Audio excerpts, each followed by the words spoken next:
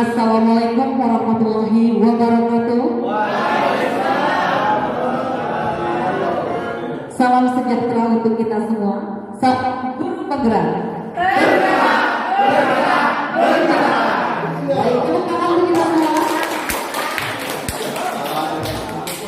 Yang terhormat Bapak Kepala SMA Negeri 1 Unan, yang kami hormati seluruh Bapak Ibu guru SMA Negeri 1 Unan, dan yang kami hormati pula rekan-rekan calon guru penggerak SMA Negeri 1 Unan angkatan ke-9.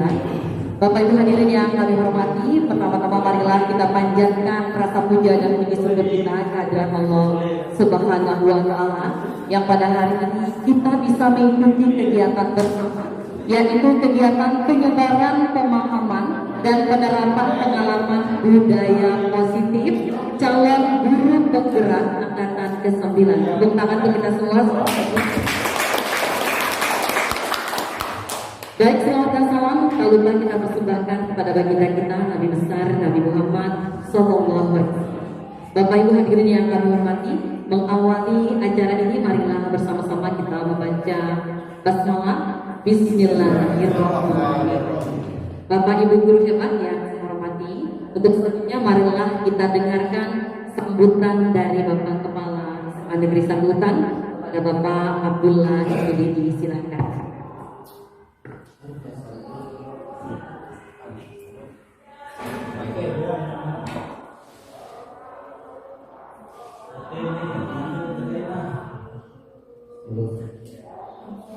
Assalamualaikum warahmatullahi wabarakatuh.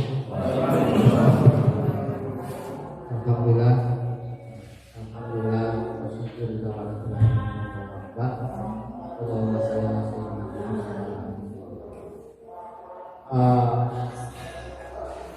CGP 49 yang saya hormati, Bapak Ibu guru hebat SMA Negeri 1 Unan.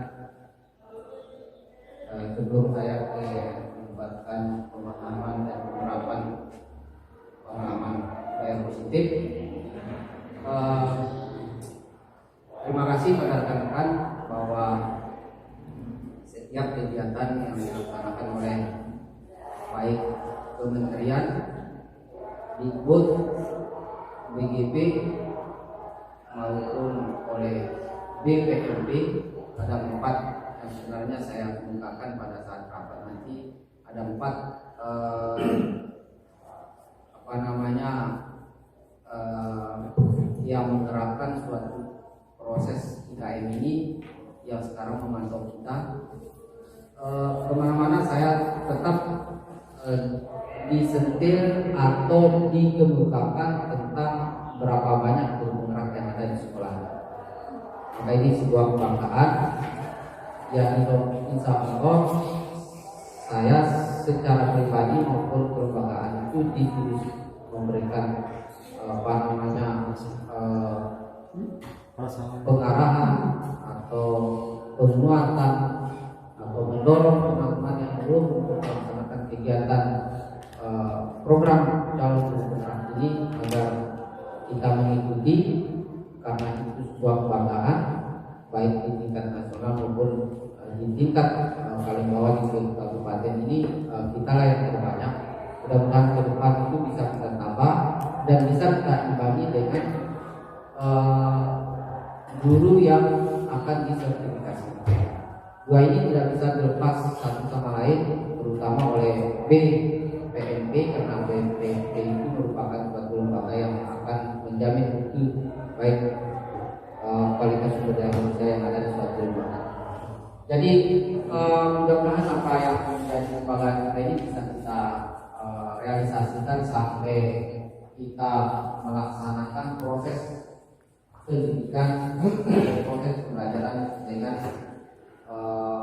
proses paradigma baru yang ditemukan kepada kami. Lalu kita kembali ke materi kita atau tema kita pada hari ini, itu penerapan pengalaman budaya positif. Kegiatan Kebangkit itu inilah yang pertama yang ditanyakan. Apa budaya positif yang ada di sekolah? Pertanyaan awal yang diberikan oleh Kabit Kebudayaan yang ada di Dikbud NTB itu apa budaya positif yang sudah Anda laksanakan di sekolah. Saya tidak bisa berdiri lalu saya mengatakan baru 3 bulan melaksanakan tugas sudah bisa. Apapun model dan bentuk kegiatan positif yang sudah kita laksanakan, itulah hasil jerih payah kita selama kita melaksanakan KKN. Nah, mudah-mudahan dengan kegiatan ini bisa kita menciptakan budaya positif. Kalau ada 10 TGP yang ada di sini atau 15 TGP yang ada di SMA Negeri 1 Bintan, maka 15 itu budaya positif yang kita ciptakan lalu kita budayakan di anak-anak, maka itulah sebuah prestasi sekolah yang kita banggakan sehingga bisa kita nilai yang pertama yang ditanyakan di seluruh sekolah ketika kepala sekolah itu mengadakan evaluasi apa budaya positif yang sudah Anda laksanakan atau dikerjakan di SMA Negeri 1 Bintan. Ada budaya positif yang kita buat program sendiri melalui Pamudar, itu akan kami bersama, tapi mereka itu menginginkan brandnya itu dengan kearifan lokal. Ini dibentuk oleh Pak Pade itu dengan menggunakan konotasi bahasa Indonesia. Nah, mereka menginginkan supaya kita itu buatlah brand dengan kearifan lokal.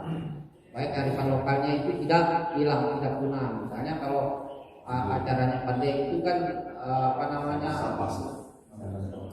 tertentu, bangan batokop atau apapun bentuknya yang model budaya positif itulah kita kembangkan dengan kita kemas dengan kearifan lokalnya. Misalnya contoh di budaya itu Sabtu budaya itu kita kemas dengan mangan berma, makan batokop ini dengan menggunakan pakaian adat supaya adat kebiasaan masyarakat kita yang positif itu tidak akan punah.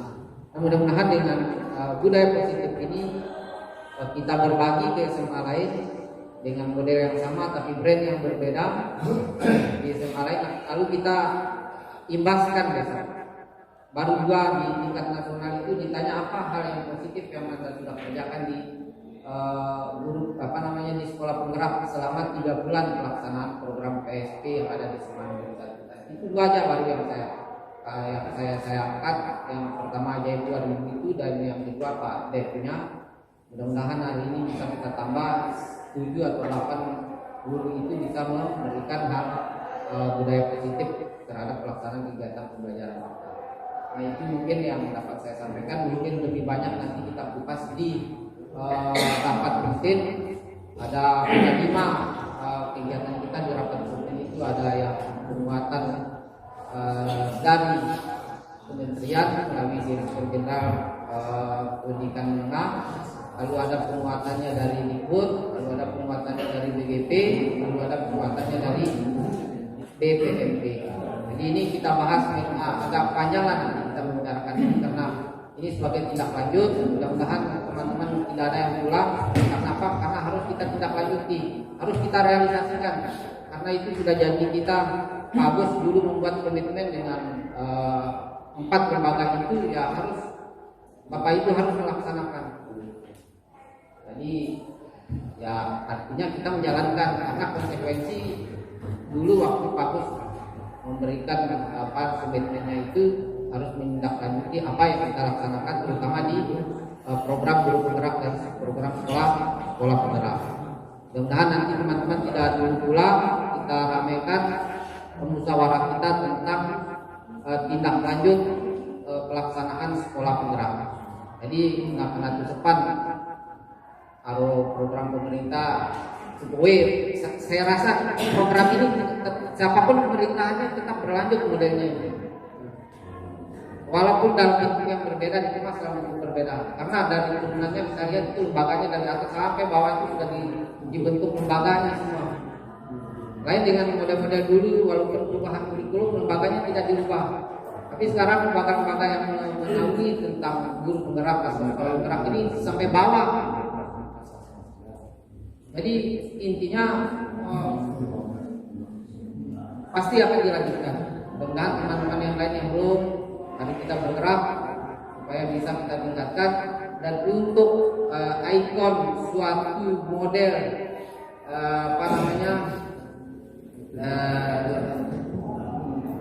menggunakan tangan, menggunakan gestur tubuh, menggunakan apapun bentuknya, ya kita upayakan untuk bisa kita jadikan budaya.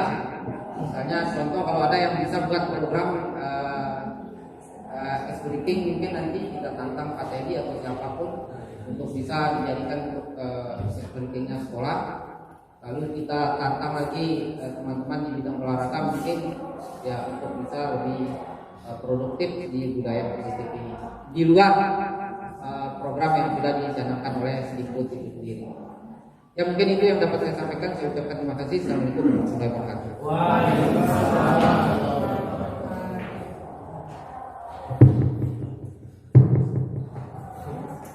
Baik, terima kasih kami sampaikan kepada Bapak Kepala Sekolah, Bapak Abdullah Spidi, sudah menyampaikan sambutan dan arahan untuk kami semua pada hari ini. Bapak Ibu yang kami hormati, untuk selanjutnya kami akan mencoba untuk memaparkan tentang penyebaran pemahaman dan penerapan pengalaman budaya positif. Jadi ini merupakan beberapa slide yang akan ditampilkan nanti, merupakan hasil dari kami menyusun dari PGP Angkatan 9 SMA Negeri Sampurna. Baik, Bapak ini mungkin bisa mencoba untuk dilanjutkan ke slide selanjutnya. Nah, baik Bapak Ibu, jadi yang kami tampilkan pertama adalah tentang budaya positif.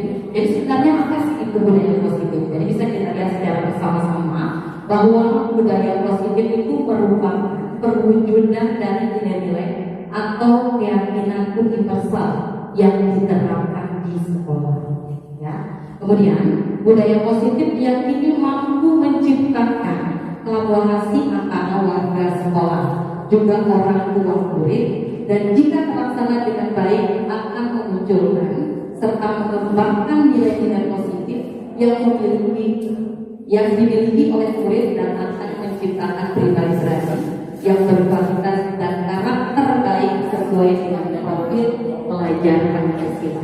Jadi dalam pembentukan budaya positif ini kita diminta untuk berkolaborasi. Jadi bukan hanya kita sebagai guru yang ada di sekolah ini berkolaborasi, tetapi kita diminta berkolaborasi untuk dengan orang tua wali murid maupun juga dengan guru-guru yang lain. Dan jika terlaksana dengan baik maka muncullah dengan pengembangan nilai-nilai yang positif. Jadi seperti itu. Nah, kenapa budaya positif ini penting sekali? Karena budaya positif ini merupakan tujuan pembentukan karakter untuk peserta didik kita di sekolah. Baik, Bapak Ibu boleh melanjutkan nanti. Baik, untuk saya selanjutnya Bapak Ibu semua. Ya, jadi ada konsep atau inti dari budaya positif ini ada 7. Yang pertama itu perubahan paradigma belajar. Kemudian yang keduanya ada disiplin positif. Dan konsep yang ketiganya itu ada nilai-nilai kebajikan. Yang keempat ada keyakinan kelas. Yang kelima ada kebutuhan dasar manusia. Yang keenam posisi kontrol guru. Dan yang ketujuh, konsep yang ketujuh adalah segitiga restitusi. Saya rasa Bapak Ibu tentu penasaran ya dengan 7 konsep inti budaya positif. Ya, begitu ya. Tentunya sangat sekali dengan segitiga restitusi. Betul ya? Penasaran banget. Iya, luar biasa. Betul. Saya pun waktu pertama kali mendapatkan materi ini Bapak Ibu, saya sangat penasaran dengan poin ke-7 segitiga restitusi. Sangat penasaran kali. Tapi Bapak Ibu nggak perlu khawatir ya. Jadi setiap konsep inti budaya positif ini akan dipaparkan oleh rekan-rekan kami semua dengan secara detail dan rinci. Baik, untuk selanjutnya saya bisa untuk mempersilahkan Bapak Hamidin untuk memaparkan secara rinci mungkin apa itu tentang perubahan paradigma belajar, disiplin positif, nilai-nilai kebajikan hingga segitiga restitusi. Gitu ya. Iya. Silakan. Kalau ini tepuk tangan dulu untuk konsep ini. Baik, terima kasih.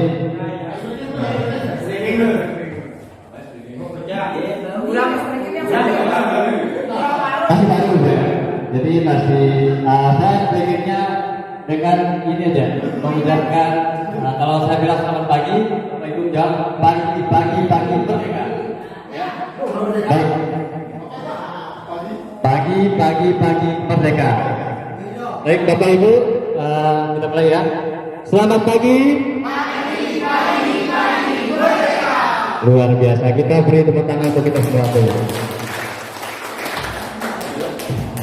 Baik, di sini saya akan menjelaskan tentang perubahan paradigma. Tadi di budaya positif sudah dijelaskan ada 7 poin penting yang akan kita bahas di budaya positif.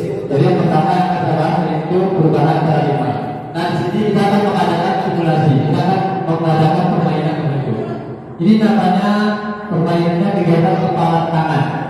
Nah perintahnya adalah Bapak Ibu silakan tuliskan di secari kertas berupa barang atau sesuatu yang berharga. Silakan tuliskan nanti di secari kertas barang atau sesuatu yang Bapak Ibu anggap itu paling berharga. Ya, silakan ditulis.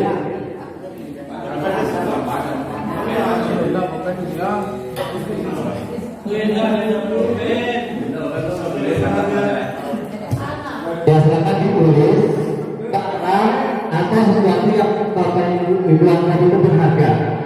Ditulis, kemudian setelah ditulis Bapak Ibu simpan di telapak tangan, kemudian digenggam.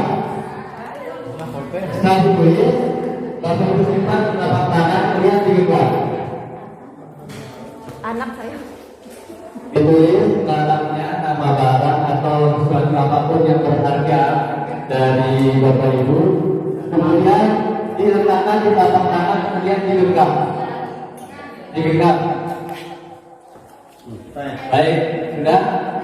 Nah sekarang coba bayangkan teman Bapak Ibu, mungkin teman yang sebelah kiri atau kanan, teman Bapak Ibu ingin mencoba merayu Bapak Ibu itu membuka kepala tangan Bapak Ibu. Yang teman di samping ingin membuka kepala tangan Ibu untuk mencari untuk mengambil sesuatu yang Bapak Ibu simpan di kepala tangan itu. Nah dengan segala cara, dengan rayuan, dengan ancaman, dengan iming-iming, apa yang akan Bapak Ibu lakukan? Ya, jadi kira-kira apa yang akan Bapak Ibu lakukan jika sesuatu yang berharga itu Bapak Ibu genggam, kemudian teman Bapak Ibu ingin mencoba mengambil dengan cara merayu, mengancam, mengiming-iming, apa yang akan Bapak Ibu lakukan? Kira-kira ya, kira-kira apa yang akan Bapak Ibu lakukan? Ya, baik, saya minta pendapat Bapak Ibu ya. Ibu dulu bagaimana? Saya akan bertanya, tapi saya tidak akan memberikan gelang atau peluang untuk merubah apa yang ada di genggaman saya. Luar biasa Bapak Ibu. Itu jawaban dari Ibu dulu, jadi Ibu dulu akan mempertahankan ya. Alasannya tadi apa alasannya? Alasannya mungkin Peluang atau gelang untuk dia bisa merubahnya. alasannya kenapa? Yang dikatakan Bapak Ibu kan Apa yang ada di genggaman saya ini adalah sesuatu yang sangat berharga bagi saya. Nyawa saya separuh dari saya. luar biasa Bapak Ibu. Tepuk tangan untuk Ibu dulu.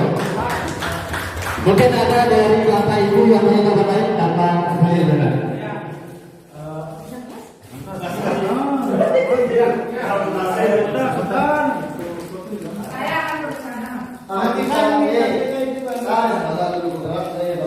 Ya, terima kasih. Ya, jadi kalau menurut saya akan mempertahankannya walaupun nyawa taruhan.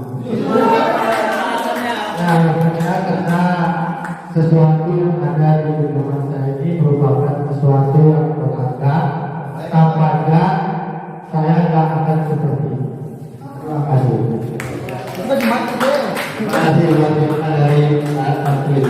Ada yang punya jawaban berbeda? Ada yang Bapak Ibu yang punya jawaban misalnya rela melepaskan yang di genggaman Ibu? Ada nggak?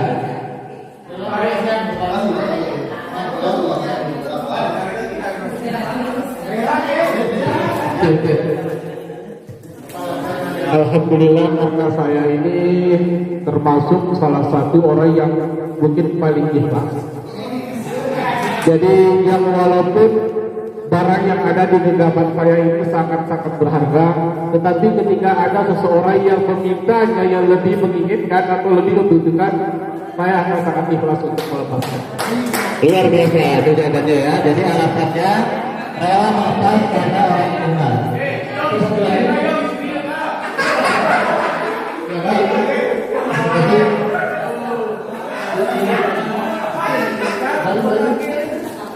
Dari barang yang ada di dalam kamar kita ini akan lepas tergantung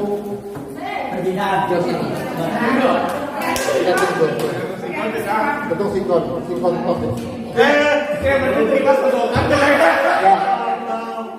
Jika sesuatu ini jika kepentingan seperti saya tadi, jika sesuatu ini sangat dibutuhkan oleh orang itu dengan berbagai mungkin rayuan ataupun imbalan mungkin, boleh jadi itu akan dilepaskan. Gitu? Jika cocok dengan harga, boleh jadi pilihan. Baik. Seperti itu. Baik, terima kasih. Ayah ada lagi satu.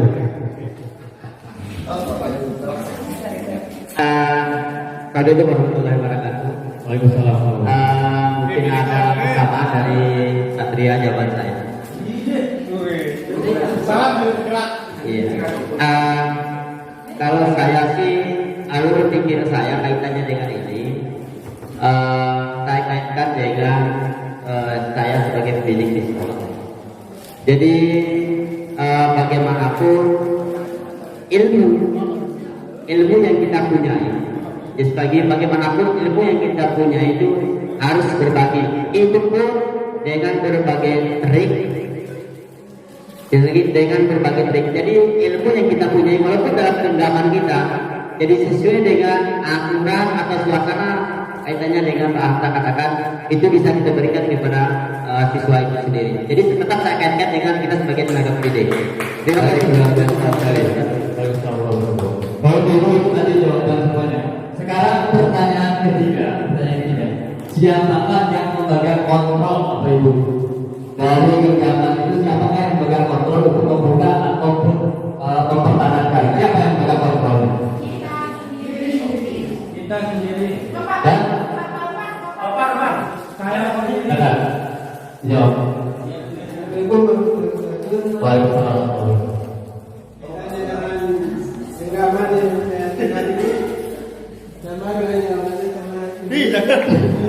Saya akan membagikannya. Karena ini barang yang sangat berharga. Baik, luar biasa. Jadi siapa yang mampu mengontrol? Siapa yang pegang kendali apakah kita mau melepas atau tetap menggenggam? Siapa yang mengontrol? Kita sendiri. Jadi sepakat semua ya yang mengontrol itu adalah kita sendiri. Mempertahankan semua. Lanjut. Nah inilah yang dimaksud dengan perubahan paradigma. Kita semua di sini berada di sini merupakan produk dari suatu pendidikan. Nah pendidikan yang kita alami pada zaman dahulu ya waktu kita sekolah itu kurikulumnya berbeda dengan saat ini. Perbedaannya kenapa? Karena ada perubahan zaman Bapak Ibu. Jadi zaman dahulu mungkin Bapak Ibu yang sudah senior mungkin dengan kurikulumnya masih menggunakan misalnya kalau diperintah guru, kalau dikontrol sebagai gurunya guru. Zaman sekarang berbeda Bapak Ibu. Jadi kalau kita memerintah seseorang, kita memerintah murid, belum tentu dia akan nurut. Ya. Nah makanya perubahan paradigma. Kalau dulu sebelum kita menggunakan paradigmanya itu stimulus respon. Kita memberikan stimulus karena akan direspon. Dan untuk sekarang ada namanya teori kontrol atau pilihan. Sama dengan yang kita sebutkan tadi genggaman itu bahwa yang memegang kontrol adalah kita sendiri. Sama dengan dunia pendidikan, maka yang memegang kontrol adalah murid kita sendiri. Ya. Perbedaannya dengan stimulus respon dengan teori kontrol ini, yang pertama dalam stimulus respon kita mencoba mengubah orang lain agar berpandangan sama dengan kita. Nah itu dalam pandangan stimulus respon. Dalam teori kontrol kita kita berusaha memahami pandangan orang lain tentang dunia. Jadi pandangan itu berbeda-beda, ya. Orang-orang punya pandangan tersendiri tentang dunia. Kemudian yang kedua, perilaku buruk dilihat sebagai suatu usaha. Itu Bapak Ibu pernah mengalami juga ya. Pada zaman dahulu perilaku buruk itu memang anggapan kita sekarang pun masih ada anggapan bahwa perilaku buruk itu adalah suatu kesalahan. Tapi dari teori kontrol, semua perilaku itu memiliki alasan. Dan nanti lebih lanjut akan dijelaskan nanti di teori apa namanya motivasi ada nanti. Kemudian yang berikutnya, orang lain bisa mengontrol saya. Nah ini sesuai nggak dengan simulasi yang kita buat tadi? Yang simulasi yang kita buat tadi yang bergambar tanah, orang lain bisa mengontrol saya, sesuai apa enggak? Tentu berbeda Bapak ya, karena hanya Anda tadi kita sudah sepakat yang bisa mengontrol gerakan kita adalah kita sendiri. Jadi teorinya dikatakan bahwa hanya Anda yang bisa mengontrol diri kita sendiri. Kemudian berikutnya, saya bisa mengontrol orang lain. Dan teori stimulus respon itu bahwa kita bisa mengontrol orang lain. Tapi dalam teori kontrol, kita tidak bisa mengontrol orang lain dulu. Kemudian pemaksaan ada pada saat bukan gagal. Kalau kita membujuk seseorang, kalau tidak malu, paksa dia. Ya, itu berdasarkan teori stimulus respon. Dan dalam teori kontrol, jadi tidak ada pemaksaan ya, yang ada itu kolaborasi dan konsensus. Itu menciptakan pilihan-pilihan. Ya. Kemudian dalam stimulus respon itu model berpikirnya menang kalah. Tapi dalam teori kontrol, model berpikirnya adalah menang-menang.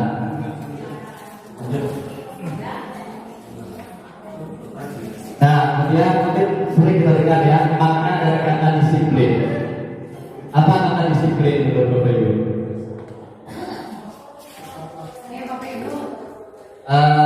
Sebelum kita beralih ke sini ya, menurut pemahaman Bapak Ibu yang terlintas di pikiran kita, kata disiplin itu apa?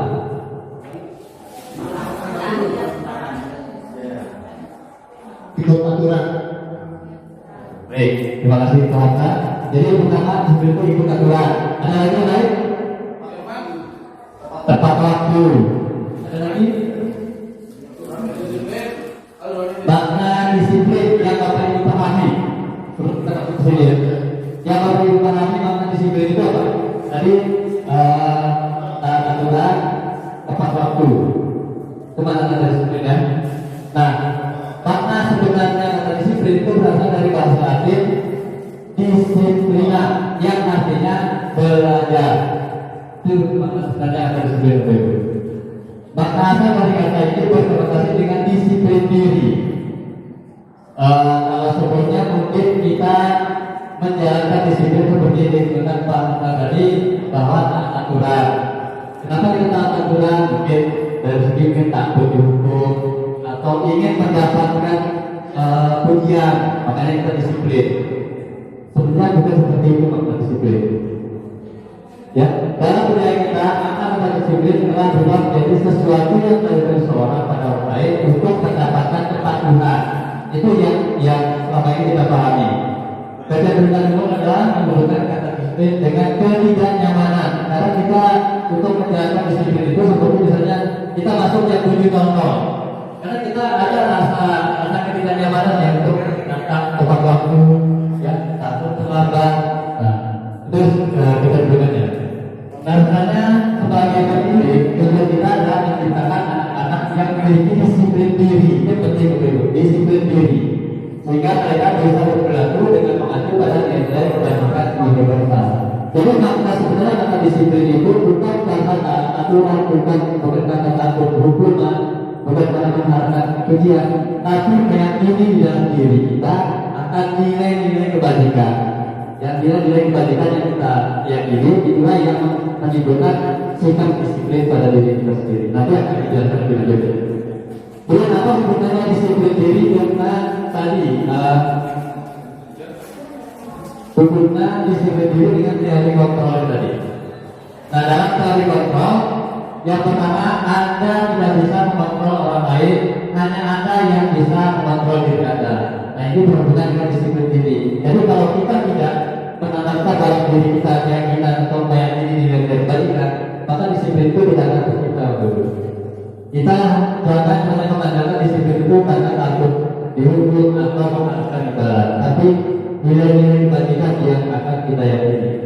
Kemudian semua perilaku memiliki tujuan. Nah ini akan dijelaskan dalam teori motivasi. Nanti ya, teori motivasi itu ada motivasi seseorang untuk melakukan sesuatu itu ada untuk dari rumah, mendapatkan pujian, atau untuk menghargai diri sendiri. Nah itu hubungannya dengan disiplin diri tadi. Kemudian kalau saya berpikir menang-menang, kolaborasi dan Yesus menciptakan pilihan-pilihan baru. Ini hubungannya dengan 5 posisi kontrol. Nanti mungkin dari diri kita Bapak Ibu sering menjalankan 5 posisi kontrol ini sebagai pembunuh, teman, nanti kebiasaan berbeda. Kemudian karena realitas kebutuhan kita berbeda, kita berusaha memahami pandangan orang lain tentang dunia. Nah, setiap orang memiliki gambaran hal yang berbeda. Ini hubungannya dengan 5 kebutuhan dasar manusia. Ya, dan ini berhubungan semua merujuk kepada makna disiplin dengan nilai kebajikan. Dan nanti dalam penerapannya kita bisa menerapkan segitiga resolusi dan membuat keyakinan kelas. Ini misalnya yang dapat saya jelaskan dilanjut akan dilanjutkan oleh Bapak saya. Terima kasih. Assalamualaikum warahmatullahi wabarakatuh. Baik, luar biasa sekali penyampaiannya Pak Martin. Kami sampaikan terima kasih. Mungkin dari teman-teman semua, rekan-rekan semua, ada tanggapan atau mungkin ada pertanyaan. Yang tanggapannya dari Hamzah. Ya. Bismillahirrahmanirrahim. Assalamualaikum warahmatullahi wabarakatuh. Ini bukan tanggapan SPI. SPI dulu supaya katakan ya. SPI-nya adalah menghitung hari. Dulunya menghitung hari. Menghitung hari. Dua tanggapan dengan kita tanggapan dengan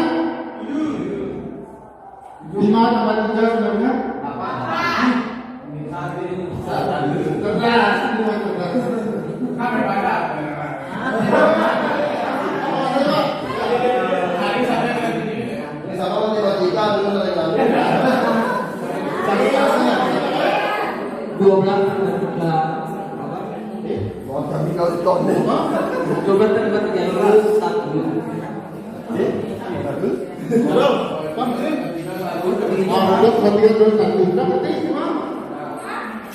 jadi ulangi dulunya adalah menghitung hari. Begini, 4 tambah 5 berapa? 4 tambah 5? 2.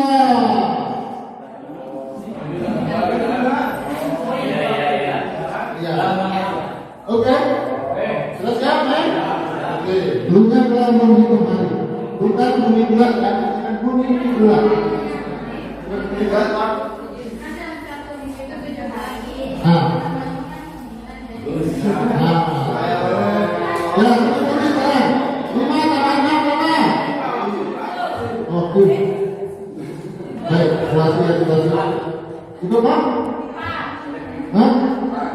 4.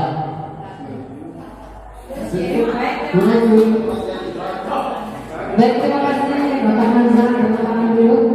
Ya. Baik, untuk selanjutnya pemaparan selanjutnya akan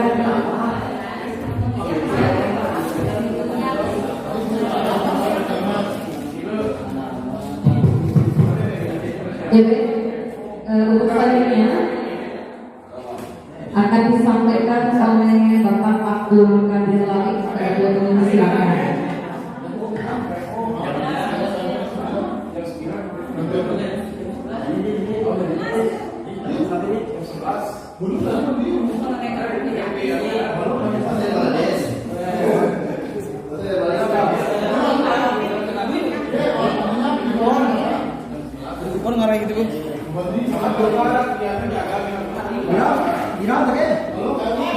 Masih lagi satu lagi Pak.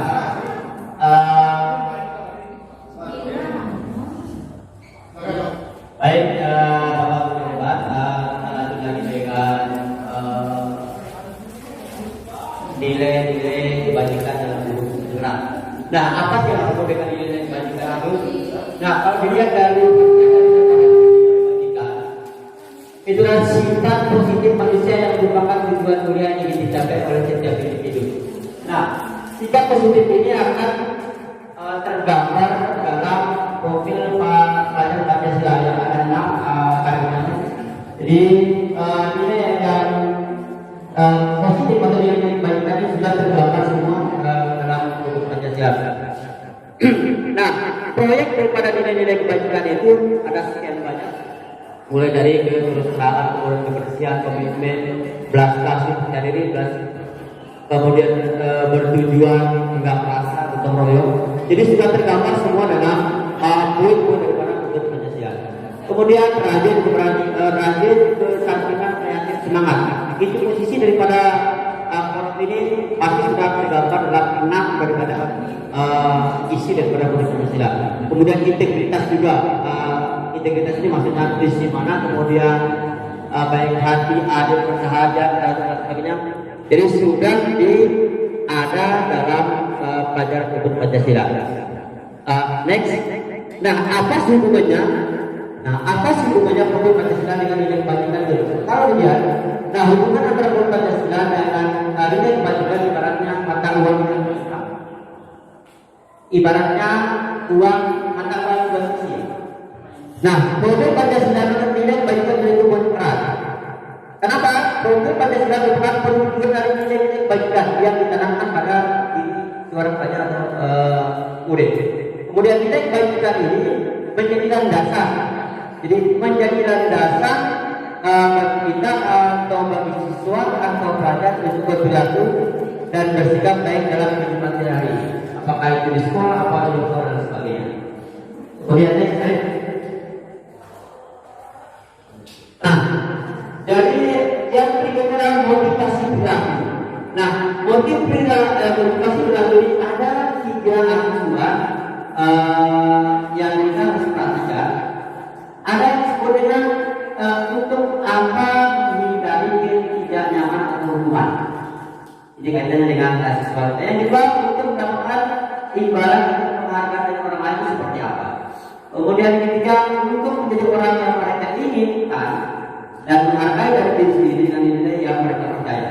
Nah, kita bahas satu. Kaitannya dengan menghindari ketidaknyamanan atau hubungan. Nah, murid akan bertanya, apa yang akan terjadi apabila saya tidak melakukan interaksi? Nah, kaitannya dengan pertanyaan ini merupakan muncul dari motivasi eksternal muncul dari luar daripada sebuah keberhasilan. Kemudian kedua, murid bertanya, apa yang akan saya lakukan apabila saya lakukan hal tersebut? Jadi dari eksternal juga. Kemudian murid akan bertanya, akan menjadi orang seperti apa jika saya melakukan itu? Ini muncul murni dari dalam diri pribadi kalian sesuatu. Oke, jadi nah, motivasi kaitannya dengan motivasi semua pasti dorongan dari dalam diri individu atau diri seorang itu. Nah, motivasi ini ada yang bersifat eksternal, ada yang bersifat internal. Nah, motivasi bersifat eksternal melakukan disiplinasi terkadang takut, bisa saja seperti itu. Kemudian menghindar dari hubungan atau mengharapkan akan penghargaan. Kemudian motivasi internal, jelas internal ini muncul dari dalam diri seorang. Dikatakan karena bahwa nilai-nilai kebajikan dalam dirinya pasti ada kaitannya dengan harga moralnya daripada kebajikan daripada diri sendiri. Kemudian saya lanjut yang terakhir. Nah, jika murid ada satu kasus kaitannya dengan kasus murid datang terlambat ke sekolah, maka seseorang murid akan memperlakukan biasanya tiga murid seperti ini. Ada yang hukuman, kemudian konsekuensi seperti apa, kemudian restitusi seperti apa. Nah, kaitannya dengan hukuman, murid disuruh bersedia berdiri di depan kelas. Ini akan berbentuk hukuman. Ini sering kita suruh anak-anak seperti ini dulu kalau sudah ada. Kemudian guru marah-marah murid. Masih banyak yang dari kelas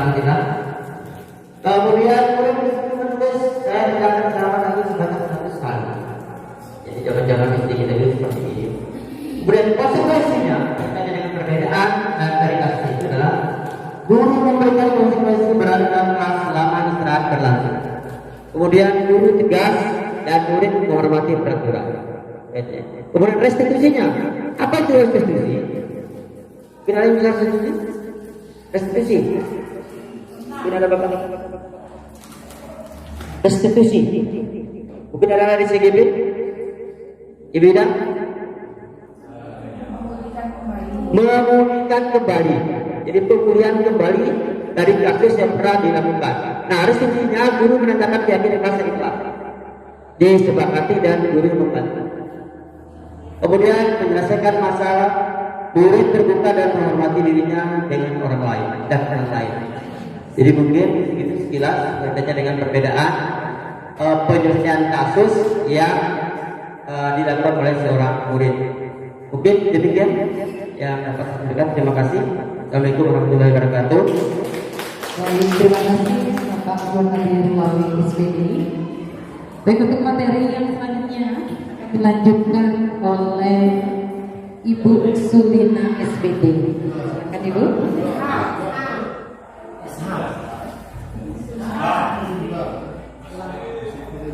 Baik, untuk materi selanjutnya akan dilanjutkan oleh Ibu Sulina SH. Silakan Ibu Sulina SH. Terima kasih. Terima kasih. Di sini saya akan melanjutkan materinya, yaitu materi tentang keyakinan kelas. Mungkin Bapak Ibu di sini pernah mendengar kata-kata keyakinan kelas tidak? Seperti apa bentuk keyakinan kelas kalau menurut Bapak Ibu? Keyakinan siswa dan murid untuk melakukan kegiatan pembelajaran. Ya. Terus seperti apa lagi Bapak Ibu? Apakah ini termasuk aturan atau bagaimana kalau keyakinan kelas ini? Peraturan. Ya. Keyakinan. Kita lanjut dari peraturan. Sekarang saya tanya dulu sebentar ya Bapak Ibu. Apakah sama tidak keyakinan kelas dengan aturan atau peraturan yang ada di sekolah kita? Tidak sama. Benar, itu adalah tidak sama. Karena kalau peraturan itu adalah wajib kita lakukan. Tapi kalau keyakinan kelas itu adalah kita meyakini. Karena itu adalah merupakan sesuatu yang harus kita lakukan. Baiklah, di sini saya akan menjelaskan di sini tentang keyakinan kelas. Ya, di sini yaitu sesuatu yang dapat diyakini bersama, yang berasal dari penyatuan pikiran untuk menjadi nilai-nilai kebaikan yang diturunkan di kelas. Dalam arti di sini kita akan membuat dari lingkup yang kecil dulu untuk membuat suatu keyakinan kelas. Bisa lihat. Warna soal. Ya, terus. Bapak Ibu, di sini ada beberapa bentuk keyakinan kelas. Di sini lebih akrab dari peraturan. Dalam arti di sini kita membuat suatu keyakinan itu yang mudah kita pahami, terutama yang mudah dipahami oleh murid kita. Terus yang kedua di sini sedikit saja agar mudah diingat, tidak berpanjang lebar, tapi sedikit. Misalnya kita membuat kalimat positif yang simpel-simpel saja yang mudah diingat oleh murid. Terus yang ketiga, berupaya pernyataan universal.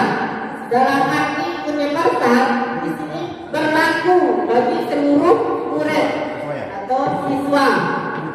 Dan yang keempat, sesuai dengan kondisi kelas agar mudah diterapkan. Dalam arti di sini kita sesuaikan dengan kelas yang kita ajar. Misalnya antara kelas IPA dan kelas IPS kadang-kadang kan berbeda. Nah di situ kita akan sesuaikan Bapak Ibu. Terus di sini yaitu dibuat dalam bentuk positif. Dalam arti di sini kita akan membuat keyakinan kelas dengan kata-kata positif, yaitu jangan dengan membuat kalimat negatif. Misalnya jangan membuang sampah sembarangan. Kata jangan itu kan sudah membentuk dalam kalimat negatif. Makanya di sini kita akan berubah dalam bentuk kalimat positif. Contohnya. Contohnya katanya. Buanglah sampah pada tempatnya. Buanglah mantan Pak.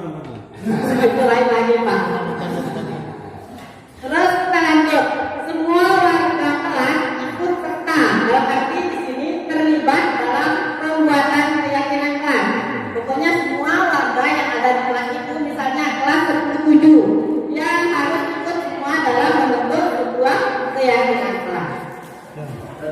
Next.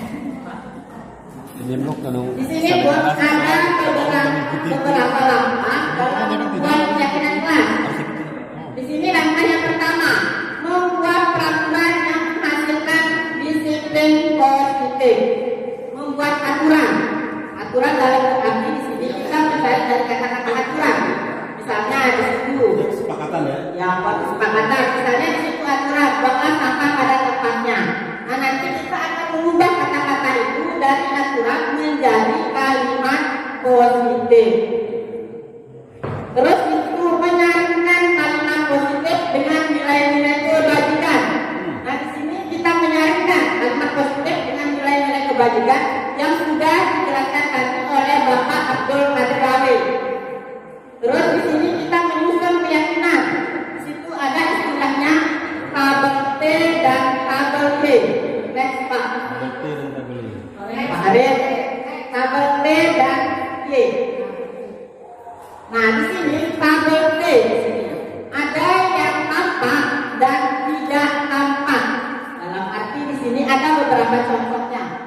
Di situ tampak seperti misalnya tampak menjalin kolaborasi. Kalau dia tidak tampak berarti sering bekerja sendiri. Artinya bertolak belakang. Terus di sini mengembangkan gaya hidup sehat. Berarti kalau yang mengembangkan gaya hidup sehat, kalau tidak tampaknya membuang sampah sembarangan. Terus membangun persahabatan.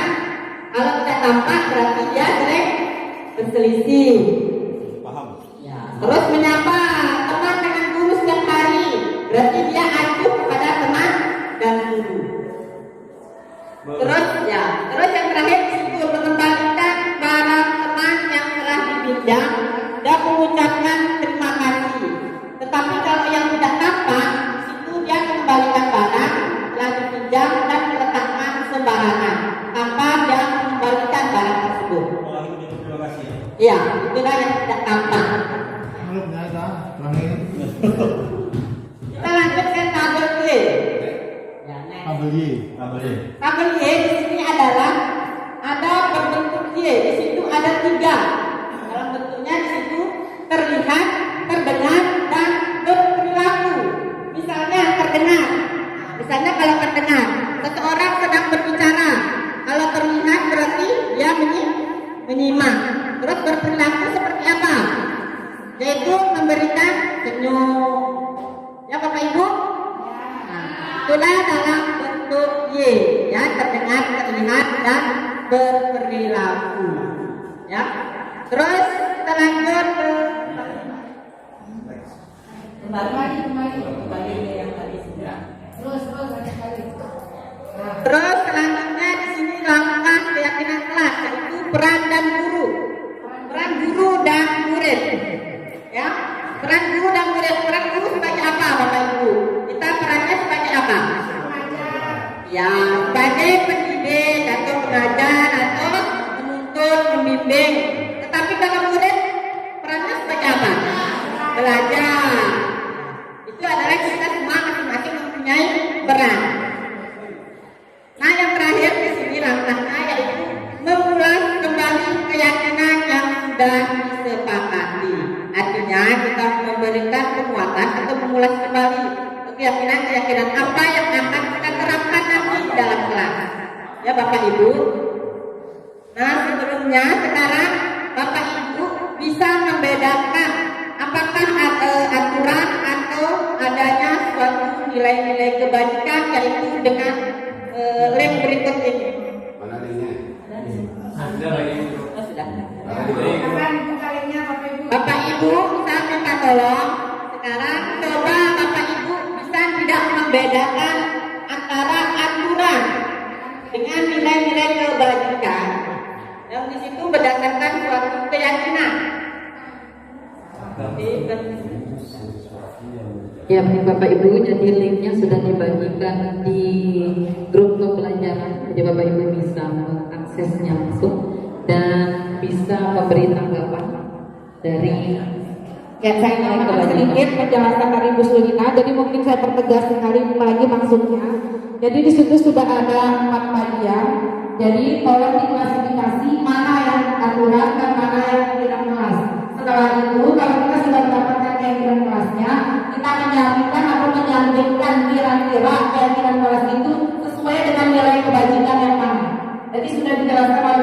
makanan lawe ada beberapa nilai kebajikan di sana. Jadi kira-kira nilai kebajikan apa yang tepat atau sesuai dengan keyakinan kelas yang sudah disepakati. Jadi dipilih dulu Bapak Ibu yang mana akurat dan yang mana keyakinan kelas. Kalau itu berupa peraturan berarti dirubah dulu menjadi kalimat yang positif, barulah bisa menjadi keyakinan kelas. Silakan Ibu Sulina, sepertinya sudah ada tanggapan dari rekan-rekan guru yang lain. Di sini yang pertama di situ kembalikan barang ke tempatnya, ini ada menurut Ibu Gunung yaitu aturan. Terus ya peraturan. Baru ada aturan. Mana yang lain? Yang kedua itu dilarang mengganggu orang lain. Itu termasuk peraturan. Terus kalau Ibu Gunung di situ menjelaskan itu tentang kebajikan. Oke, edit dulu dong. Bisa kebajikan. Kita beri. Ya terus yang ketiga itu hadir di sekolah 15 menit sebelum pembelajaran mulai. Di situ Pak Musa di situ mengatakan dia adalah mengatakan kalau hadir di sekolah itu adalah merupakan keyakinan kelas. Terus aturan ini siapa ya? Tidak ada namanya. Ya. Apa nama itu aturan?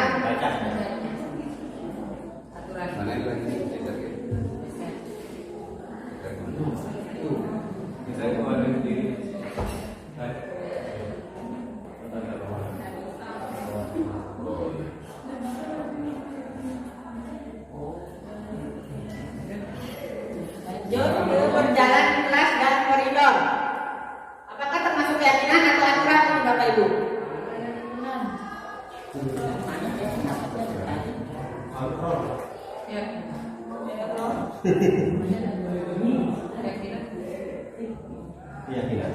Ya, berjalan di kelas dan koridor itu merupakan keyakinan kelas. Nah, dilarang merokok itu merupakan keyakinan kelas atau aturan Bapak Ibu?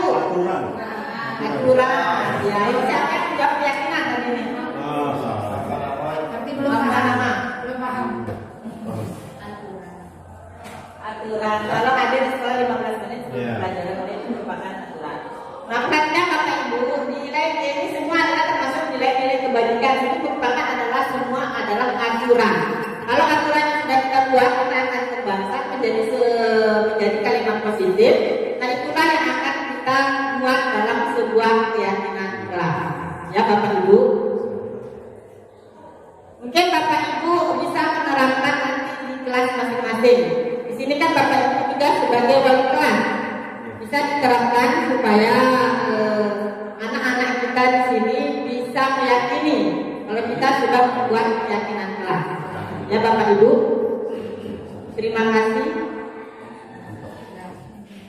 Baik, terima kasih Ibu Sulina SH atas penyampaiannya tentang keyakinan kelas. Luar biasa pemaparan. Baik, untuk selanjutnya kita persilakan kepada Bapak Arif Budiman SPD untuk melanjutkan. Silakan Pak Arif. Oke, terima kasih Desi cantik. Sebelum kita mulai ini kayaknya agak sedikit ya. Kita breaking dulu kan.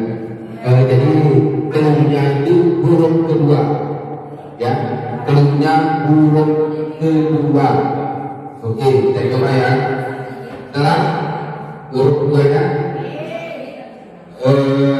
kacamata. Sekarang plastik.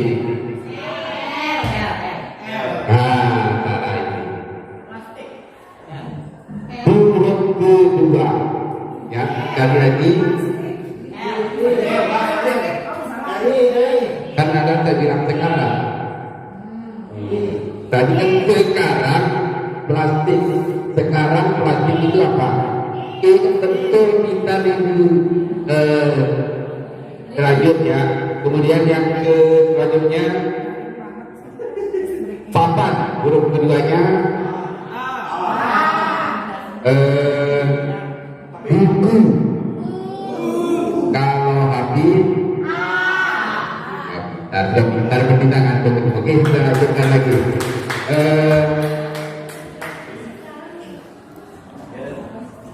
Ini kebutuhan dasar manusia. Jadi seluruh perilaku yang dilakukan murid pada dasarnya memiliki tujuan tertentu. Murid memiliki kebutuhan dasar itu ketika melakukan perbuatan. Yang pertama kebutuhan bertahan hidup. Contohnya ya makan, dan itu masuk kebutuhan bertahan hidup. Kemudian kebutuhan cinta kasih sayang, murid ingin diterima dan dihargai. Selanjutnya kebutuhan penguasaan, yaitu kebutuhan pengakuan atas kemampuannya. Kemudian selanjutnya kebutuhan kebebasan, yaitu kebutuhan akan pilihannya. Jadi siswa itu akan pilihannya masing-masing sesuai dengan kemampuannya. Kemudian kebutuhan kesenangan, yaitu kebutuhan untuk selalu merasa senang, merasa bahagia, bermain, semuanya untuk itu. Next. Oke. Jadi ini ada kasus ya, kasus ya. Tahun ini Dimas berkenap berusia 17 tahun. Ya, senang sekali ketika ayahnya mulai mengajarkan cara menyetir mobil. Setiap akhir pekan dia berlatih nyetir. Ya, terlihat senang sekali berlatih sampai akhirnya bisa menyetir mobil dengan baik. Dan lancar ketika ibunya bertanya, Dimas, apa yang membuat dia ingin bisa menyetir mobil? Ketika menjawab jawaban Dimas adalah seperti ini, kebutuhan apa yang ingin dia penuhi. Jadi ada pertanyaan di sini, jawaban Dimas kebutuhannya. Jadi aku merasa bangga dan keren, itu termasuk kebutuhan apa? Kemudian bisa dijawab dengan yang salah itu jawab saja. Aku merasa bangga dan keren itu termasuk kebutuhan apa Bapak Ibu? Siapa yang bisa?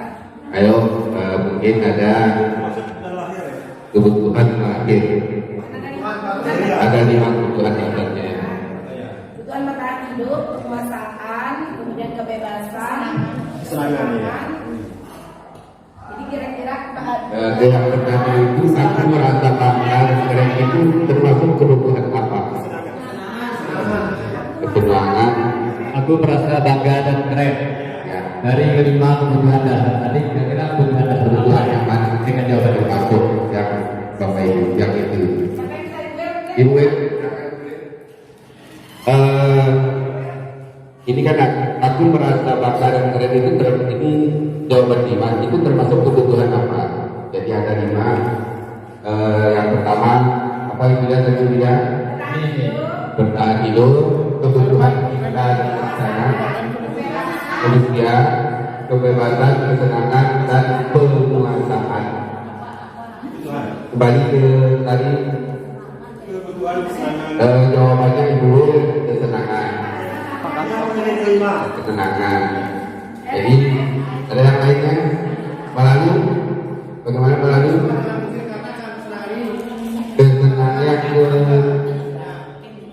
Kesenangan juga.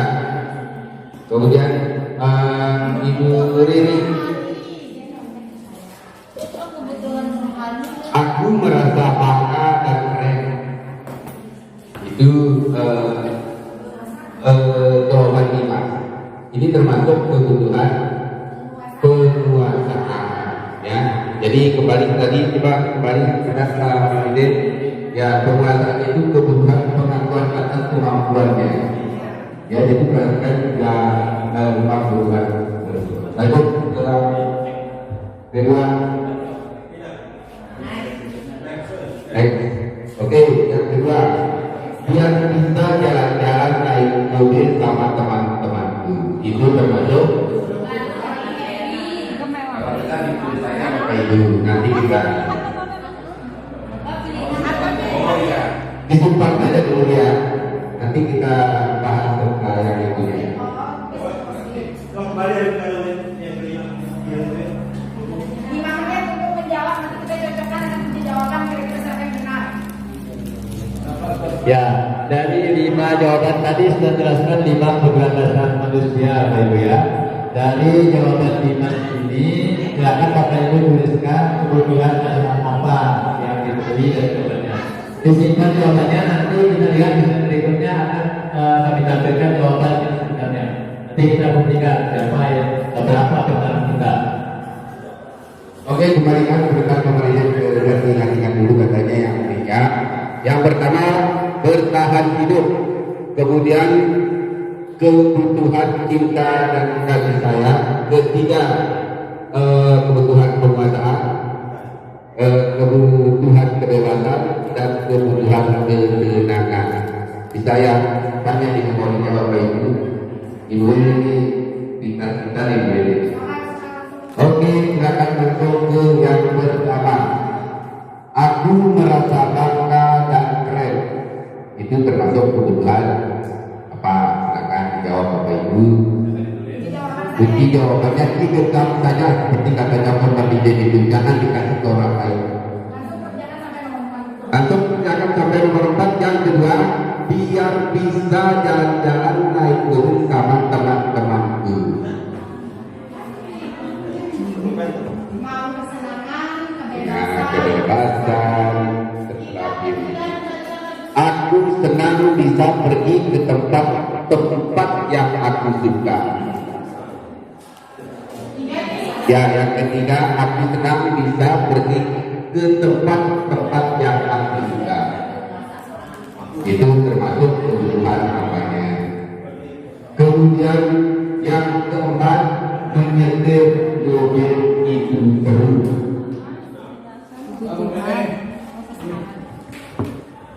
Oke, sudah Bapak Ibu. Sekarang kita kasih ke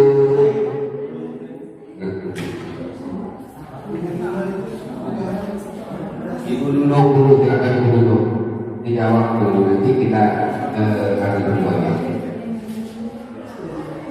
Yang pertama Ibu Nunung silakan. Ya.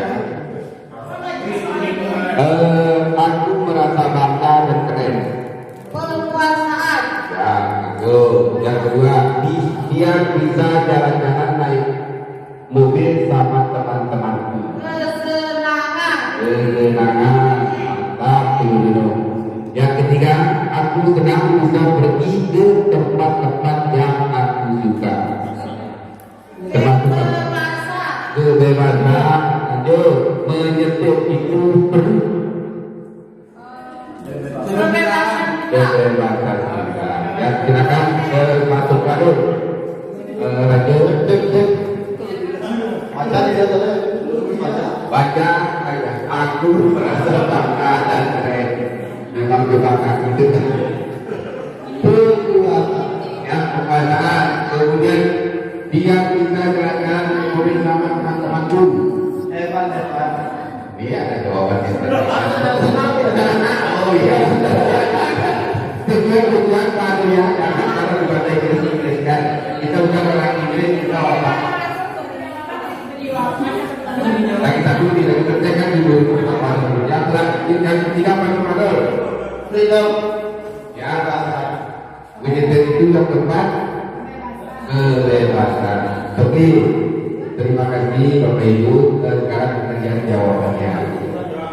Yang nomor 1 itu termasuk penguasaan. Yang keduanya cinta kasih sayang rasa diterima.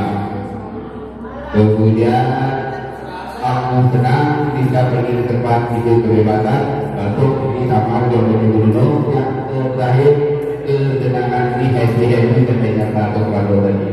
Oke, mungkin itu saja. Lanjut. Silakan ke ini Nurul Wahida NP. Baik, terima kasih untuk Bapak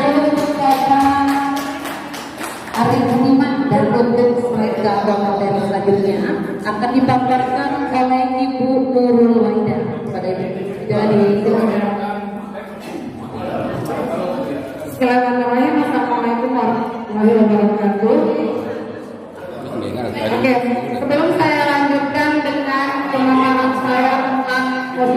kontrol, mungkin terlebih dahulu saya ingin supaya lebih terarah diskusi kita, saya ingin menjabarkan benang merah dari materi sampai dengan materi yang saya sampaikan sekarang.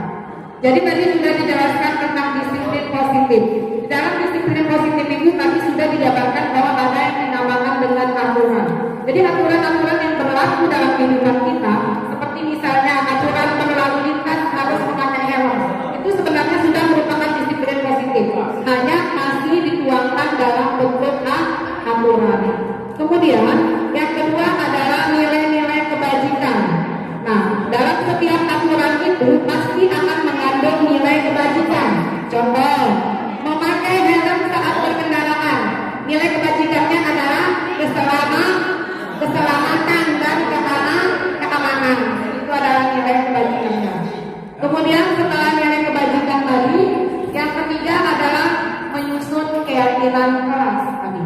Jadi menyusun keyakinan keras tadi berdasarkan nilai positif atau nilai kebajikan yang sudah dijabarkan. Nah, akan tetapi pada prakteknya keyakinan keras yang kita sepakati tidak menutup kemungkinan ada siswa yang melanggarnya. Ada siswa yang melanggar keyakinan keras yang kita sepakati ini. Nah, keyakinan keras itu kenapa mereka melanggar? Melanggarnya berdasarkan pada 5 kebutuhan dasar manusia. Jadi alasan dia melanggar itu bisa yang dipahami. Bisa karena dia ingin bertahan hidup, melanggarnya karena itu adalah kesenangan, melanggarnya karena itu adalah kebebasan, kemudian melanggarnya karena itu adalah dia ingin merasa terima dan dicintai, dan seterusnya. Nah, ketika terjadi pelanggaran, maka kita sebagai guru yang terlibat langsung dengan siswa tentu saja harus memiliki upaya bagaimana caranya agar pelanggaran itu tidak selalu terjadi. Nah, dengan demikian saya akan memaparkan sekarang posisi kita sebagai guru dalam menghadapi siswa yang melanggar peraturan, yaitu ada 5 posisi kontrol dari kita sebagai guru yang sudah sering kita jalani sehari-hari. Ya, posisi kontrol yang pertama adalah menghukum.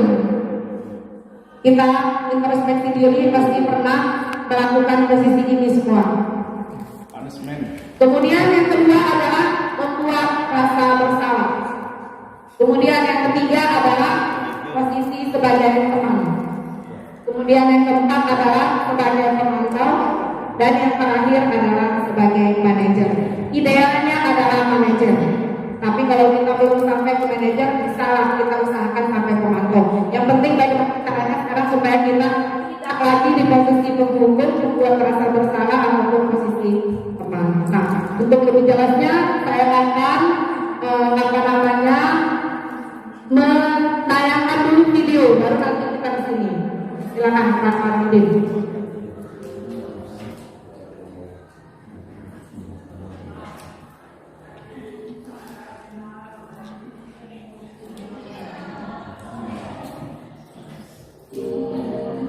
Ya, ini adalah sebagai posisi penghukum.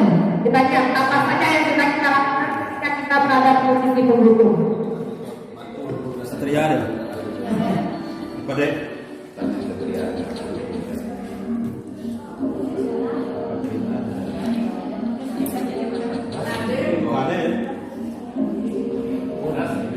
Karen, sini kamu. Ya, ada di titik dan ada. Selalu terlambat. Kamu deh, pasti terlambat. Maaf, saya. Apa? Apa coba?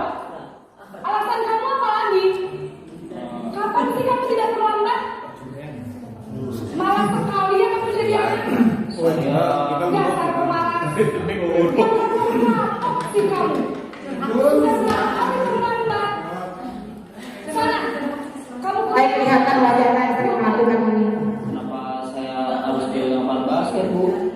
Kenapa? Kamu seorang ibu. Berani-beraninya jawab. Sudah terlambat, masih berani jawab pula. Sekarang, keliling lapangan basket 5 kali sekalian. Biar kamu. Cepat. Pergi sana ke lapangan basket. Posisi ya itu adalah posisi penghukum. Siapa yang sering melakukan penghukum? Jujur. Nah, sebelum kita mengenal ada 5 posisi kontrol, kita selalu berada di posisi pertama. Ya. Lanjut dengan yang kedua, Pak Martin. Ini bagaimana?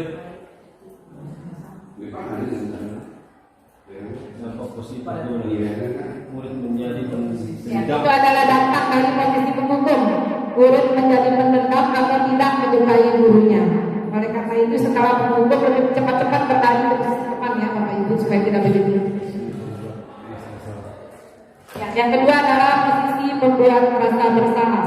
Kira-kira bagaimana modelnya?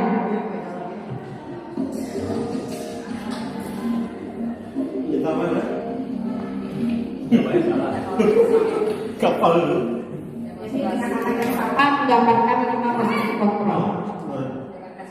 Apa pula? Selamat pagi Bu. Naren. Kamu kenapa terlambat lagi, Nak? Tidak bahasa deh. Naren. Kamu senang ya bikin itu susah ya? Kalau kamu terlambat lagi, nanti ibu yang ditegur bapak kepala sekolah, Nak. Di kelas ya? Sampai ibu tidak bisa mengajar kamu. Duh, gimana ini? Sama kayak kita mau kuling nggak? Maaf Bu. Duh, Gusti Naren. Kamu suka ya kalau ibu ditegur bapak kepala sekolah? Udah sih, nego. Terus, sekarang ibu harus tulis apa ya ibu absen? Ini kamu sudah sering terlambat loh. Ibu harus apa coba? Maaf Bu. Maaf sekali. Ya sudah, lain kali jangan bikin ibu susah lagi ya nak ya. Ibu tidak akan kuat lagi kalau kamu begini terus. Bisa jantungan kalau ibu tegur bapak kepala sekolah. Sana cepat ke kelas. Maaf ya Bu. Maaf sekali. Ya, kita lihat kira-kira dampak apa yang akan terjadi pada murid kalau kita berada pada sebagai guru yang membuat posisi membuat rasa bersalah. Yang pertama adalah akan membuat murid merasa bersalah, kemudian merasa dirinya kalau dia itu identitasnya gagal, kemudian dia akan merasa rendah diri dan menarik diri dari lingkungan. Itu dampaknya. Ya, kita lanjut yang ketiga. Sebagai teman.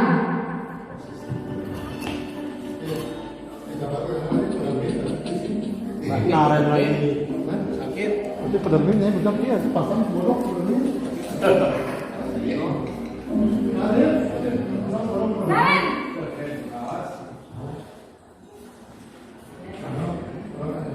Selamat pagi Bu. Wah, sudah jam berapa ini nak? Terlambat lagi ya sayang. Iya Bu. Yang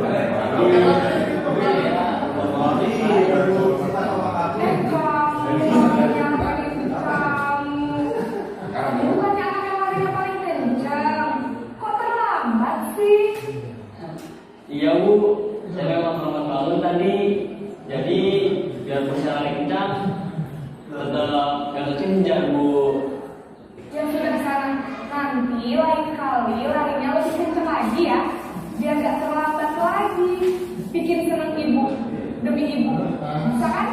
Bisa Bu. Ya sudah sana masuk kelas. Ibu beresin urusan absen kamu. Kamu ini ada saja.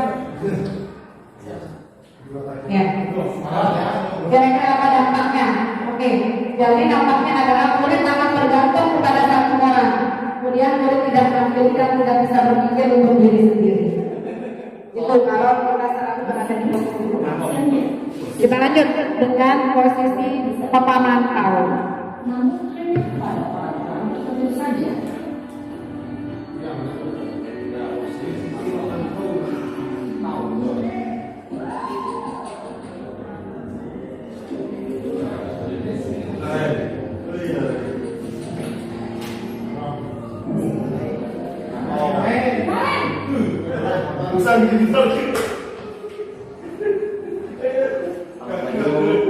Naren, apa peraturan sekolah kita tentang jam berapa kita harus masuk sekolah, nak? Kita harus di sekolah jam 7, Bu. Iya betul, sekarang sudah jam 7.20. Naren sudah tahu konsekuensinya jika terlambat hadir. Paham, Bu. Saya harus tinggal kelas pas jam istirahat selama 20 menit. Iya benar, konsekuensinya demikian. Jadi nanti jam 9.30 pas istirahat, kamu harus tinggal di kelas, kerjakan tugas tambahan untuk ketertinggalan kamu, ya? Baik, Bu. Itu adalah posisi pemantau.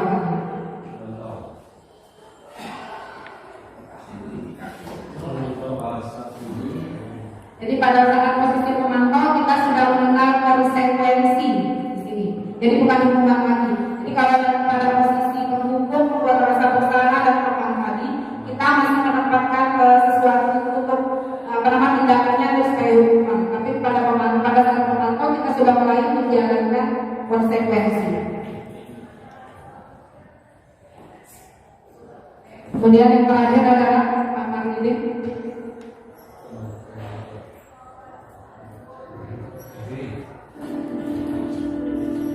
Yang ini adalah posisi manajer.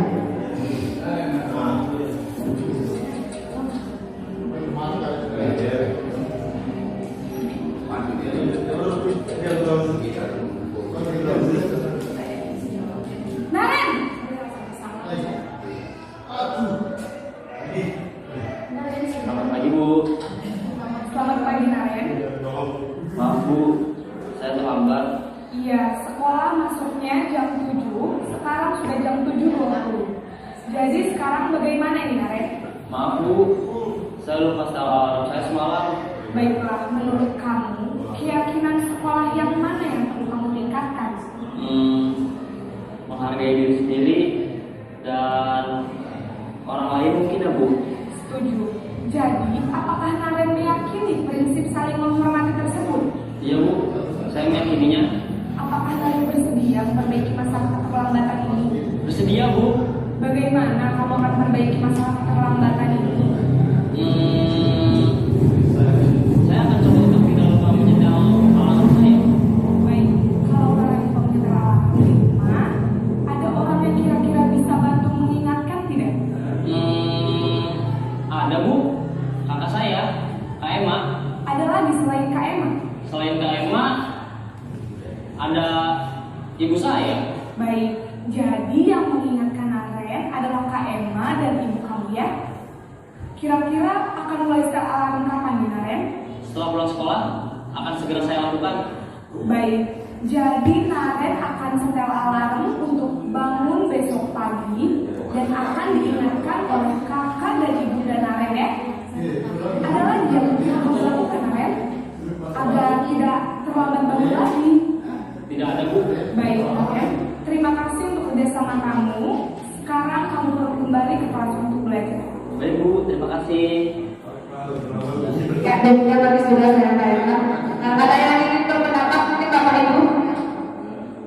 Kira-kira bedanya tadi antara kelima posisi itu?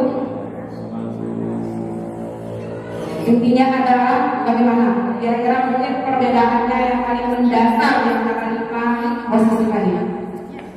Selama ini di sekolah kita kira-kira sudah bertanya. Pendapatnya dulu Pak. Di antara semua posisi itu, benang merah yang bisa ditarik itu perbedaannya. Oh ya. Nah, di sini jelas sekali bahwa masing kelima posisi tadi dan video contoh-contohnya.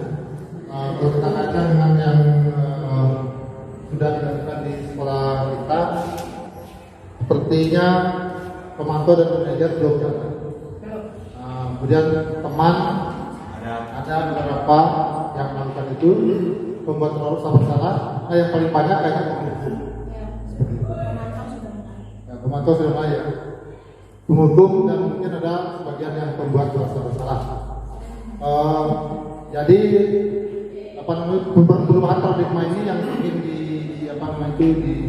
dibentuk dalam pendidikan guru primer ini agar kita bisa menerapkan minimal sebagai pemantau pada posisi kontrol guru. Jangan sampai penghukum membuat rasa bersalah siswa dan teman. Minimal pemantau. Lebih bagus apabila di posisi manajer. Nah, yang jadi masalah adalah tadi apa yang dikatakan oleh Pak Satria bahwa apakah akan bisa begitu siswa kita apabila kita atur, kita posisikan diri kita sebagai manajer. Namun dia nyambung benar bahwa saya akan begini. Jadi menurut saya itu perlu sosialisasi dulu.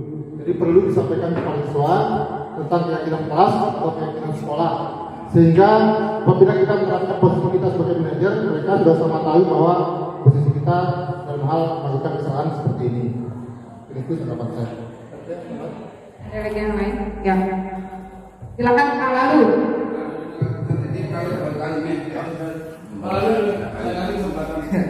Bismillahirrahmanirrahim. Assalamualaikum warahmatullahi wabarakatuh. Oke, posisi kontrol guru yang main memang sangat penting sekali. Tadi mulai dari penghukum sampai terakhir, dari yang strength, media sampai yang low. Ini sangat penting sekali karena memang ini yang ini karena kan siswanya bervariasi ya. Ini dari sifatnya dan sebagainya. Mungkin nanti siswa yang lain misalkan diada mungkin kita pakai yang menghukum, mungkin yang siswa yang B misalnya kita pakai nanya dan sebagainya. Dan ini semoga menjadi inspirasi kita semua, terutama saya pribadi yang posisi kontrol dulu. Sudah jauh, sekian Ya, terima kasih Pak Lalu. Kalau bisa jangan Pak Lalu, kita makin dari menghukum Pak Lalu, tidak boleh lagi. Tidak boleh lagi kita dengan menghukum. Ya, sudah, oke. Silakan Pak Satria.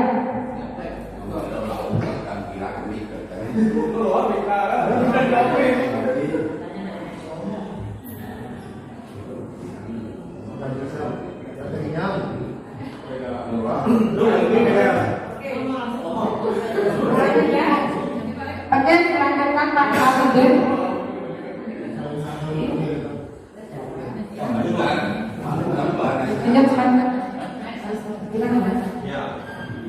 Nah, ini. Di sini ada beberapa contoh, jadi cukup 5 saja. Saya pikir kita akan jawab bersama saja ya. Jadi ini adalah pernyataan atau kalimat, kemudian posisi kontrol manakah yang mengatakan kalimat seperti itu. Yang pertama, saya kecewa sekali dengan kamu. Kira-kira posisi kontrol yang mana? Membuat rasa bersalah. Sepakat? Sepakat. Ya. Yang kedua, kamu tidak pernah benar melakukannya. Betul. Tidak tepuk tangan. Ya. Yang ketiga, ayolah lakukan demi saya. Teman. Ya. Kemudian yang keempat, apakah kamu mau mendapatkan stiker bintang hari ini? Ayo.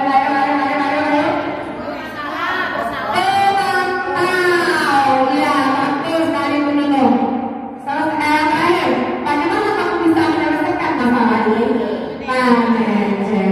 Oke, cukup ya. Tepuk tangan dulu buat kita semua. Bersama jawabannya kita semua. Ya, nah, untuk mewujudkan posisi manajer, salah satu caranya adalah dengan penerapan segitiga restitusi. Karena akan dilakukan oleh Ibu Hidayati untuk segitiga restitusi. Terima kasih. Ya, bagus sekali untuk pemaparan dari Ibu Irwana. Dan berikutnya kita simak bersama pemaparan dari Ibu TSB. Silakan Ibu Ida. Baik, terima kasih Bu Kartini. Tadi kita sudah mendengarkan 7 konsep disiplin positif, dan ini adalah konsep disiplin terakhir ya dari budaya positif. Tadi sudah dipaparkan oleh beberapa rekan calon guru penggerak 9. Baiklah, saya akan melanjutkan mengenai konsep disiplin dengan pendekatan restitusi. Ya, saya rasa Bapak dan Ibu guru penasaran ya, apa sih restitusi? Ya, jadi restitusi itu adalah proses menciptakan kondisi bagi murid untuk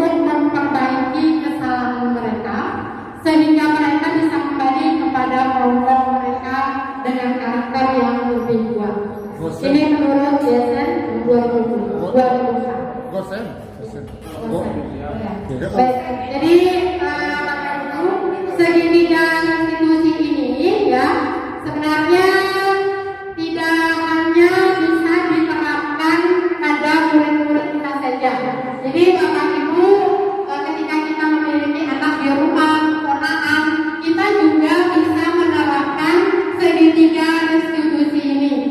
Jadi segitiga institusi ini yang pertama ciri-cirinya, yang pertama melakukan fokus pada solusi.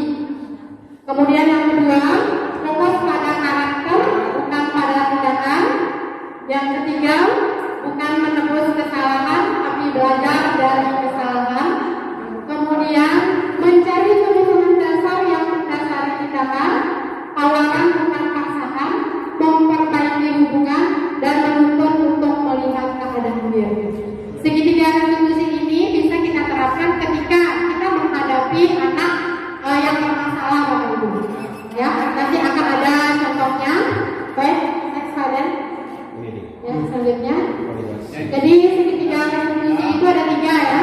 Yang pertama adalah menstabilkan identitas. Menstabilkan identitas ini tujuannya untuk membuat anak yang merasa gagal karena pernah berbuat salah menjadi positif pada dirinya. Contohnya seperti ini ya Bapak Ibu. Ketika anak berbuat salah, kemudian kita panggil, cenderung kita itu langsung menyalahkan anak. Misalnya anak salah, oh kamu ini salah, kenapa kamu begitu? Ya, tanpa kita mendengar alasan mereka itu kenapa. Jadi tidak boleh seperti itu. Jadi Bapak Ibu, kita harus mengembalikan rasa kepercayaannya diri dulu. Ketika anak berkelahi misalnya ya, ketika anak berkelahi, jadi kita tidak boleh menjudge dia, menyalahkan dia. Ya, kita bisa menggunakan kalimat seperti ini, berbuat salah itu suatu hal yang manusiawi. Artinya kita harus memahami apa yang dia lakukan terlebih dahulu, jangan langsung menyalahkannya. Nah, setelah dia sudah merasa dirinya percaya diri seperti itu ya, namanya anak ya, setelah berbuat salah misalnya dia berantem masih emosi nih ya, jadi kita kembalikan dulu buat dia stabil, merasa stabil dulu ya. Kemudian kita bisa berkata berbuat salah itu hal yang manusiawi, atau tidak ada manusia yang sempurna. Bahkan dan itu juga pernah berbuat salah ya, itu artinya bukan berarti kita mendukung bahwa apa yang dia perbuat itu benar, tidak ya. Ini kita kembalikan dulu ya identitas gagalnya dia itu ya. Oke, next yang kedua, validasi kesalahan. Jadi tujuannya adalah kita membantu murid mengenal basis kebutuhan dasar yang ingin dipenuhinya ketika melakukan kesalahan itu. Apa kebutuhan yang dibutuhkan seperti yang sudah dijelaskan tadi, apakah dia kebutuhannya itu kesenangan kah, kebebasan kah, seperti itu. Dan apa kita menanyakan apa alasannya dia melakukan kesalahan. Jadi kita bisa menggunakan dialog ini. Kamu pasti punya alasan mengapa melakukan itu ya. Nah, kalau kita sudah menstabilkan identitasnya, kemudian memvalidasi kesalahannya, anak itu akan bercerita dengan sendirinya. Tetapi kalau kita ketika anak bermasalah kemudian kita menimpali dia, langsung memarahi dia, saya yakin anak itu tidak akan mau bercerita. Kalau kita intinya adalah kita memahami posisinya dia, dengan sendiri anak itu akan bercerita mengalir sendiri karena apa, dia merasa nyaman dengan kita ya. Oke. Kemudian yang ketiga, menanyakan keyakinan. Nah, setelah proses pertama tadi sudah dilakukan, proses kedua juga, kemudian anak itu sudah tenang, kita tanyakan keyakinannya ya. Mulai melihat kesalahannya dihubungkan dengan norma-norma sosial dan nilai-nilai yang mendasari manusia berinteraksi dengan orang lain. Contohnya apa nilai kita percaya di kelas atau di sekolah kita. Jadi setelah kita menstabilkan kesalahan, menstabilkan identitas,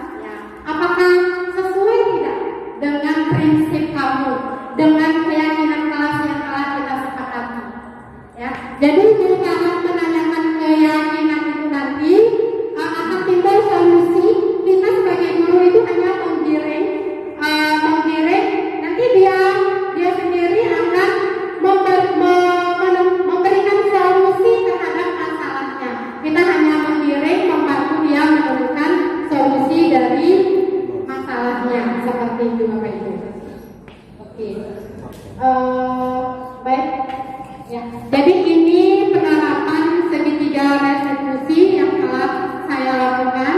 Ini ceritanya adalah si Citra yang pekerjaannya itu selalu dicontek oleh temannya. Kemudian dia marah sampai membanting kursi. Ya, mari kita simak bersama-sama Bapak Ibu.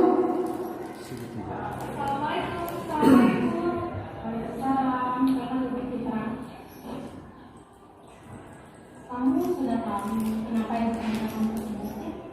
Ya Bu, karena saya berdekat dengan Tuhan. Habisnya saya kesal banget dengan dia Bu.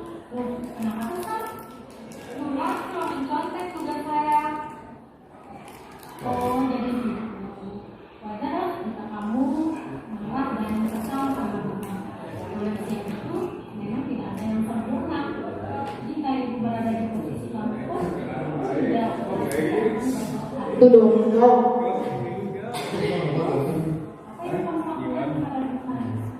Saya marah-marah Bu. Tanpa sadar, saya membanting kursi pada dekatnya. Tuhan marah lagi. Kamu berbuat seperti itu. Ya, masa saya harus diam saja? Saya harus susah payah menjalankan tugas. Tapi Tuhan selalu mencontek dan tidak mau berusaha sendiri. Ya wajar lah kalau kamu merasa marah karena kamu tidak rela pekerjaanmu yang teknis. Itu sangat menghargai tindakan kamu yang tidak berburu. Itu misalnya. Ya Bu. Sekarang tindakan kamu marah sampai membanting kursi itu akan sesuai. Menurut kamu keyakinan kelas apa yang sebenarnya? Saling menghargai dan menghormati antar teman yang berbeda. Ya, betul. Menurut kamu saling menghargai dan menghormati antar teman itu penting tidak? Ya, penting Bu. Baik. Kalau menurut kamu itu penting, jadi keyakinan apa yang harus kamu lakukan pada saat kamu sedang marah? Belum tinggi drama. Oh, ya jam dulu sudah jaga salah. Jaga salah. Tetap tuh.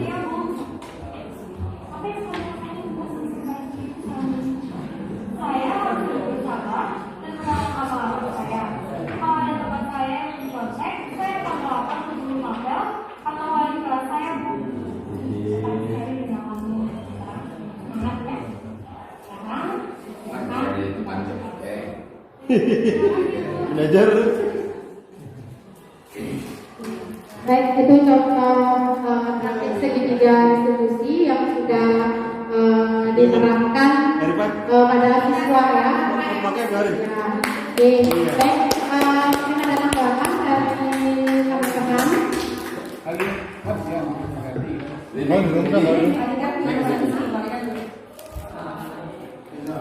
Mana mau gojek, langsung berarti. Ini yang tahu kan?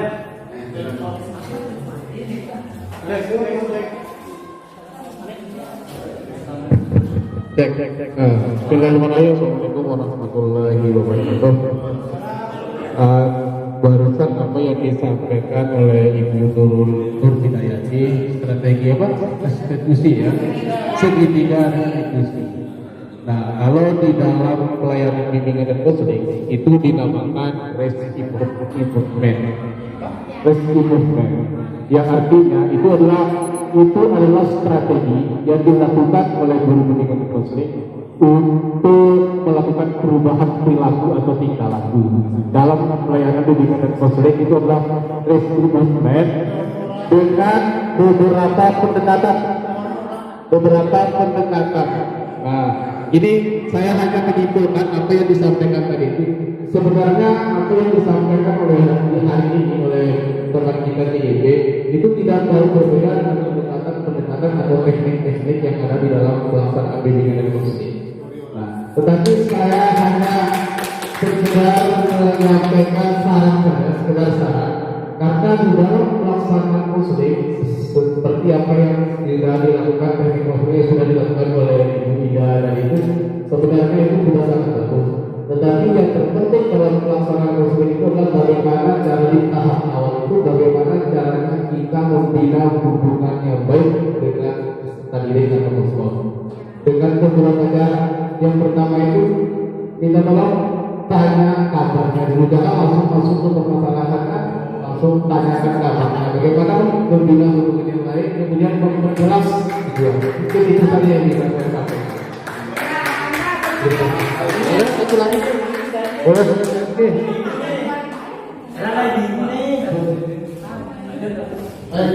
Terima kasih. Assalamualaikum warahmatullahi wabarakatuh.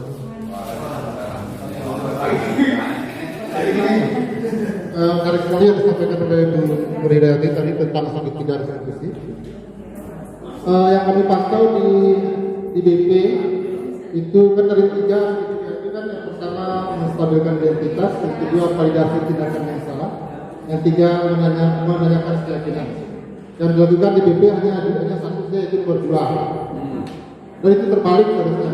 Selama ini kita lakukan adalah terbalik. Pertama kan langsung nanya, hampir pesanan baik. Adalah seharusnya itu nomor dua itu berdua. Yang pertama adalah itu kita akan menstabilkan identitasnya dulu, dan kita pisahkan ya. Itu tekniknya. Kalau bisa mendengar bersenggata dengan biasa panas lah biasa bersenggata. Kita tutup di luar, kan? Setelah itu kalau dia kita pancing, baru yang kedua, yang kedua bersenggata gini, apa alasannya? Itu nomor dua pak. Yang terjadi adalah nomor satu. Itu yang terjadi biasanya kita lakukan adalah nomor satu, nomor dua dulu langsung tanya, kemudian berjalan guys. Itu biasanya. Dan yang ketiganya tidak pernah dilaksanakan. Menyiapkan keyakinan kelas itu tidak pernah dilaksanakan. Keyakinan itu yang belum selesai. Lupa sama syukur Kalau maaf lupa tadi saya sampaikan. Sebenarnya apa yang sudah kita jelaskan hari ini, sebenarnya sudah kita lakukan semua, yang walaupun ada beberapa. Tetapi ketika kita ingin menyelesaikan permasalahan para siswa, satu saja kuncinya Bapak Ibu. Kalau kita berbicara teori, mungkin kami di BP atau di bimbingan emosional sudah paham tentang teori. Yang terpenting untuk menyelesaikan masalah itu adalah suasana hati. Itu saja. Saya itu sudah semakin baik. Mungkin itu saja yang bisa saya sampaikan. DGP, mantap.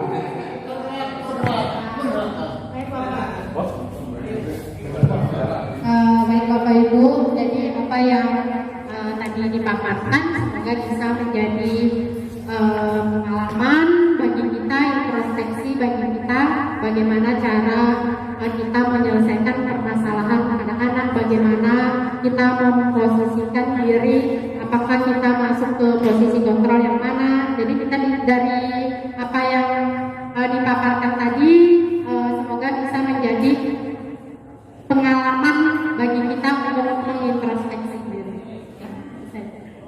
Ada tanggapan dari teman-teman CGP yang lain? Silakan. Satu saja, terima kasih atas kolaborasinya hari ini. Hanya Allah Subhanahu wa Ta'ala yang bisa membalasnya.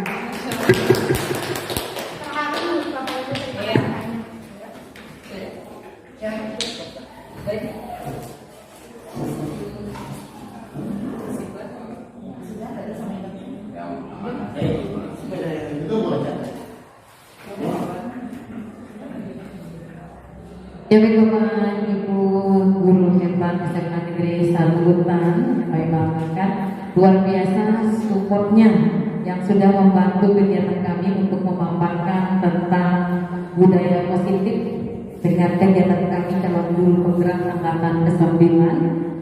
Sekali lagi kami sampaikan terima kasih, lebih kurangnya atas berlangsungnya kegiatan ini kami mohon maaf sebanyak-banyaknya apabila ada kesalahan. Bapak Ibu yang kami hormati, jadi demikian seluruh rangkaian acara dan kegiatan tentang penyebaran pemahaman dan penerapan pengalaman budaya positif ini.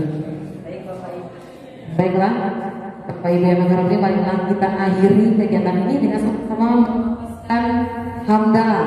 Alhamdulillahirabbil alamin.